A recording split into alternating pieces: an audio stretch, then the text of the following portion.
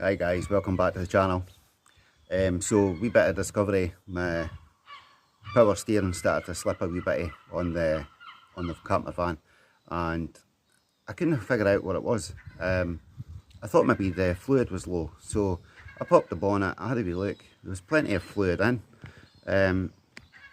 So it was like, I wonder what it could be, so popped my head underneath, and I don't know, earlier on, maybe February, I got the timing belt done, the tensioners were done, like the auxiliary belt and that, so I didn't expect this, but the auxiliary belt that drives all the pulleys basically, it started to shred. I don't know why. I'm going to investigate it.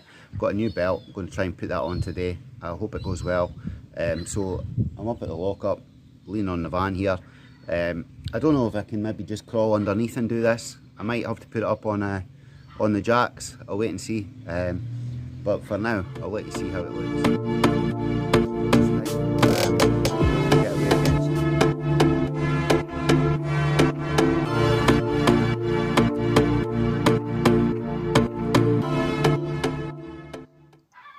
So there we are, guys. It's definitely like, it's in bad condition, as you can see. I don't know why it would look so bad after just a few months, but it's certainly getting chewed up somewhere. It might have been a bit of a faulty belt, I'm not sure. If anybody has any ideas what could probably be the cause of this, I would love to hear it. If you can hit me up in the comments regarding this. If anybody else has seen a failure on a belt after just a few months of being fitted. It is quite concerning. So what I have to do to change this is I need to get a spanner on this tensioner, get it basically untensioned, put some sort of pin in to hold it in place, then the belt gets removed, and it's just a case of routing the other belt on the same way. Shouldn't be too big a job, providing I can get the tensioner to move. Right guys, so for those of you that have never done this before, it's dead simple just to get this belt changed. So it's a 14, you put it on the tensioner just like that, you swing it back, and then there's a bit there like a wee slot, and as you can see for a pin, I've used the drill bit.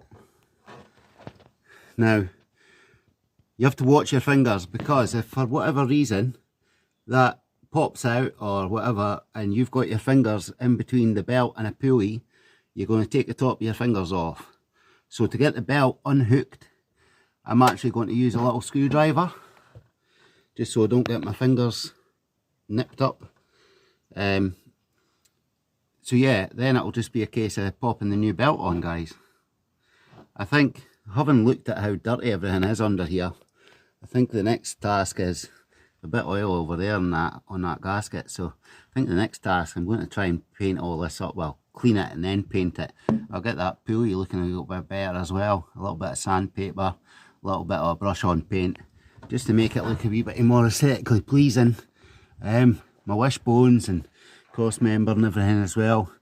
Everything could do with a little bit of a tidy up. So I think that's the next plan, guys.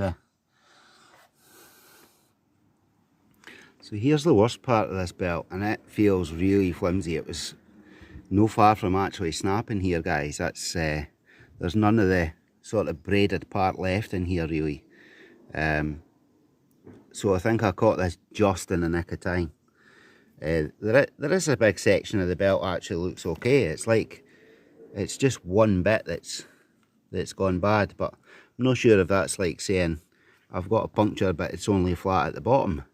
So yeah, it definitely needs changed anyway. The problem now is I've come up and taken this belt off, and I've forgotten to bring the new belt with me. So I'm now kind of stranded with a van that I can't drive, and I've not got the new belt. So I've phoned my old man to come up with a belt, and it's just a waiting game now to see when he turns up. Schoolboy error, you know, don't take parts off your van if you've not got the new parts to go back on. I think we've probably all done this at some point, but I'm just going to chill out a bit, play a bit with my bikes in the lockup until he turns up.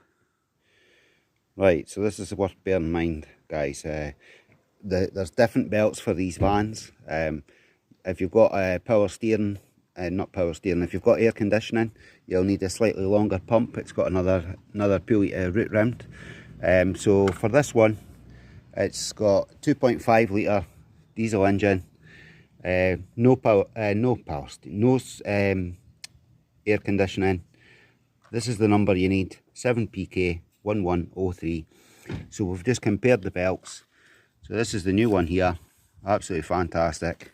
And then the old one's still able to be read there. So same belt, that's worth making sure before you put it on. Right guys, so there she is, looking pretty. Not looking pretty at all, looking absolutely manky. But it's a new belt at least. I've started her up, she's running true. You have to make sure that it's not like gone on squint or whatever. You'll see that when you fire her up. But it is a grooved belt with grooved pulleys. You can see that there. So as long as the belt's sitting in these grooves, you shouldn't have too much of a problem.